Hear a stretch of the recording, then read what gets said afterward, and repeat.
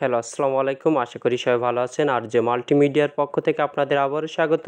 I hope আজকে যে topic নিয়ে কথা বলতে চাচ্ছি সেটা হলো বাংলাদেশ সেনাবাহিনীর 94তম বিএমএ দীর্ঘমেয়াদী কোর্স একটি নিয়োগ বিজ্ঞপ্তি প্রকাশ হয়েছে। তাই নিয়ে আজকের বিস্তারিত ভিডিও তুলে ধরার চেষ্টা করব আপনাদের মাঝে। ধৈর্য সহকারে ভিডিওটি স্কিপ না করে সম্পূর্ণ দেখতে থাকুন। সর্বপ্রথমে একটি কথা বলতে চাই যে সচরাচর সবসময়ই আপডেট দেওয়া সম্ভব হয় না একটু একটু কারণে।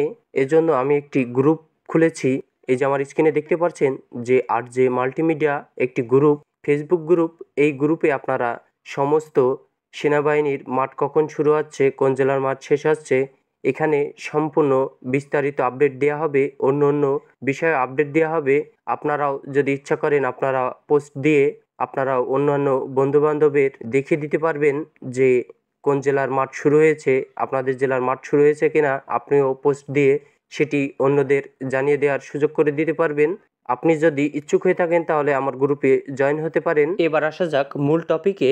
বাংলাদেশ সেনাবাহিনীর 94তম বিএমএ দীর্ঘমেয়াদী কোর্সের যেই নিয়োগ বিজ্ঞপ্তিতে আবেদন করতে হলে আপনাদের কি কি যোগ্যতা লাগে। সর্বপ্রথমেই আপনাদের বয়স 1 জুলাই 2025 সালে 16.5 বছর থেকে 21 বছর পর্যন্ত এফিডেভিট গ্রহণযোগ্য নয়।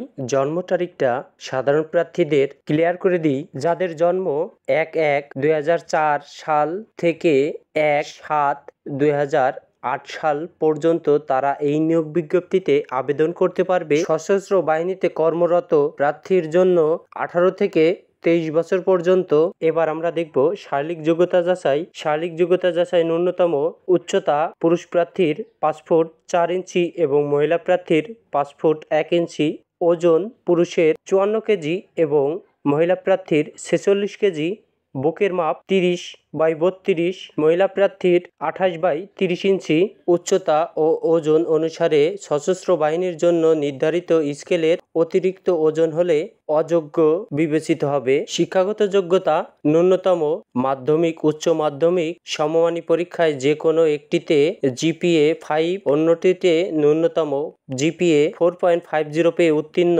ইংরেজি মাধ্যম ও লেভেল 6টি বিষয়ের মধ্যে ন্যূনতম 3টিতে এ গ্রেড, 3টিতে বি গ্রেড এবং এ গ্রেড লেভেলের 2টি বিষয়ে ন্যূনতম বি গ্রেড পেয়ে উত্তীর্ণ, অথবা ও লেভেলের 6টি বিষয়ের মধ্যে ন্যূনতম 2টিতে এ গ্রেড, 3টিতে বি গ্রেড, একটিতে সি গ্রেড। এ লেভেলের 2টি বিষয়ের মধ্যে একটিতে এ গ্রেড ও একটিতে বি গ্রেড পেয়ে উত্তীর্ণ 2024 সালের এইচএসসি এ লেভেলের শিক্ষার্থীগণ আবেদন করতে পারবেন। এই ক্ষেত্রে প্রার্থীদের অবশ্যই এসএসসি পরীক্ষায় জিপিএ 5 এবং ও লেভেলের পরীক্ষায় 6টি বিষয়ের মধ্যে ন্যূনতম 3টিতে এ গ্রেড ও 3টিতে বি গ্রেড পেয়ে সমমান ফলাফল থাকতে হবে।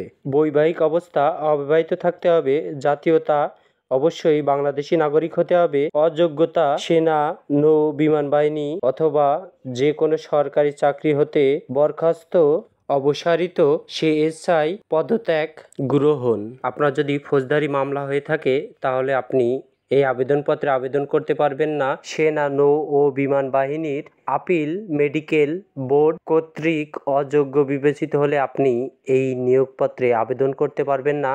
বাদবাকি অযোগ্যতা আপনারা স্ক্রিন থেকে দেখে নেবেন। সার্কুলার আমার ফেসবুকে যে গ্রুপটি আছে সেই গ্রুপটিতে আমি সার্কুলারটি আপলোড দেবো, আপনারা ওখান থেকে দেখে নেবেন। এবার আমরা দেখব যে কত তারিখ পর্যন্ত আপনারা আবেদন করতে পারবেন। আবেদনের শেষ তারিখ হলো 19 অক্টোবর 2024 সাল। এবার আসা যাক যে এই আবেদনপত্রে আবেদন করতে হলে আপনাদের কত টাকা রেজিস্ট্রেশন ফি দিতে হবে। আপনাদের এই নিয়োগ বিজ্ঞপ্তিতে আবেদন করতে হলে মোট 2000 টাকা রেজিস্ট্রেশন ফি জমা দিতে হবে। সেটি রকেট, নগদ, বিকাশ যে কোনো একটির মাধ্যমেই আপনারা এই টাকাটি পেমেন্ট করতে পারবেন। আশা করি বুঝতে পারছেন। আজকের মতন এই পর্যন্তই সমর্থ। ভালো থাকবেন, সুস্থ থাকবেন। আল্লাহ হাফেজ। পরবর্তী ভিডিওতে আপনাদের সাথে আবারও দেখা হচ্ছে নতুন কিছু আপডেট নিয়ে।